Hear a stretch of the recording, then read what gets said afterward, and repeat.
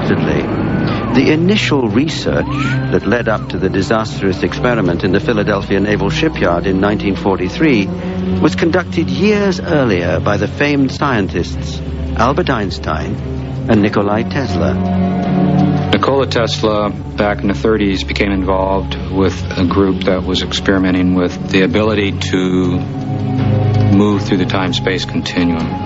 The experiment started back in Princeton University at about 1939-38.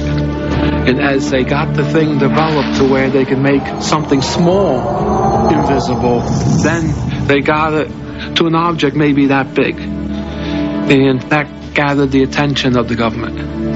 The military, because we are at war, wanted to pursue it in their direction, of course. So Tesla had finally come to the same conclusion that Einstein did, which was that this technology, if developed, would not be used for the benefit of mankind. As the story is told, the war raged on and the military needed answers fast. So a full-scale ship was outfitted electronically and a test was scheduled. In 1943, we conducted a dry run. We had the use of domestic animals, dogs, cats, and we placed them in different metalled cages along through the ship, the USS Eldridge. They threw the switches. At that point, electric fields and magnetic fields were generated on a wholesale basis to get astronomical amounts of energy. Reportedly, after the power was shut down, sailors boarded the USS Eldridge to find the experiment had run into trouble. There was a lot of problems with the animals, radiation burns, and many of them were missing. Despite the setbacks, it's claimed the Navy's response to the first trial run was full speed ahead. So on August the 12th, 1943, the USS Eldridge, with a full crew aboard, reportedly underwent the Philadelphia experiment. On the ship, the day may have begun as any other, with the crew attending to routine duties. But the countdown had started. The Eldridge was about to become a legend. They fired this thing up, they got the generators going. When they threw the switches, that's when all the bizarre stuff started to happen. So we turned it on, and of course, the ship became radar invisible within a short period of time. And to those who were observers on the carrier, as well as a commercial ship known as the SS Friaseth, a merchant ship, it appeared like the tests were going according to plan. But something went wrong at the last minute, and all of a sudden there was a flash of blue light. The ship disappeared completely and was gone from the harbor for about 4 hours.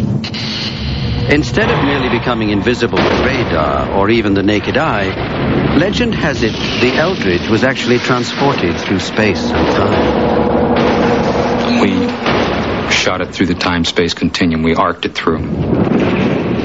It literally took off. I don't mean flying. I meant it just plain disappeared into hyperspace. It was there approximately 4 hours and then returned to the place where it had been originally. Allegedly, a boarding party was dispatched to the Eldridge because something appeared terribly wrong. There was a greenish sort of haze on deck, not very heavy, sort of like clouds in a way. The personnel were milling around. They were very sick and ill and quite insane. And some of them had heart attacks. These were young men, but it was that bad. Some of them were on fire. Some of them looked dead. Some of them were actually part of the superstructure of the ship, literally stuck in the wall. There were people buried in the deck, in the bulkhead. Their bodies were enmeshed with the steel of the deck. And some just literally walked into nothing, according to some of the reports. And they never were seen again. The questions linger.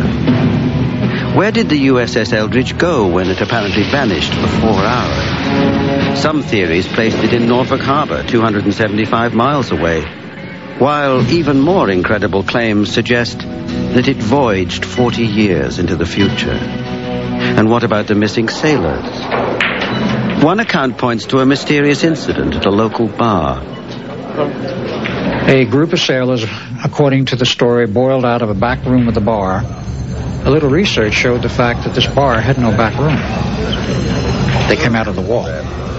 There was some connection between the Philadelphia experiment, what happened in that bar. Officially, the Navy denied everything.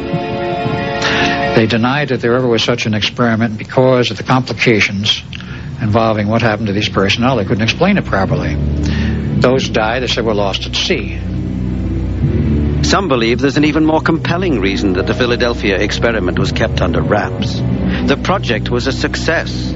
They supposedly built a time machine. They do not want the public to know they've had access to time travel for over 40 years. They have the technology today to move back and forth through the time continuum, both past and future. Yes, we can time travel today. Some contend that time machines are being clandestinely used to forecast our future. They're taking no chances. The government has been able to view in the future what is going to come down. Now, whether it comes down exactly the way they've seen it, or with some variation, they know there's going to be serious trouble. But they know in general that the future is not cast in stone. It is changeable. It's anybody's guess what may happen. The events of 1943 are fading into the past. What horrors did the young merchant marine Carlos Allende witness that were to shadow him into old age? And what was in those cryptic letters he sent to Dr. Morris K. Jessup? Did the doctor die because he knew too much? Did he take the secret of the USS Eldridge to his grave? After 50 years, the Philadelphia experiment has become shrouded in mystery and legend.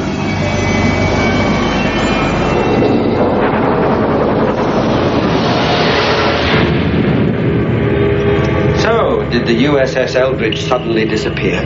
Did it fly forward in time? Did it reappear hundreds of miles away?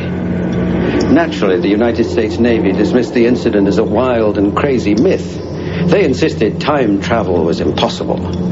They still do. But is it? Ever since Ron Mallett was a boy, he harbored a dream of building a time machine. Today, he is professor of physics at the University of Connecticut and is ready to share his secret with the world. It's really such a powerful feeling to know that we're actually being able to manipulate space and time.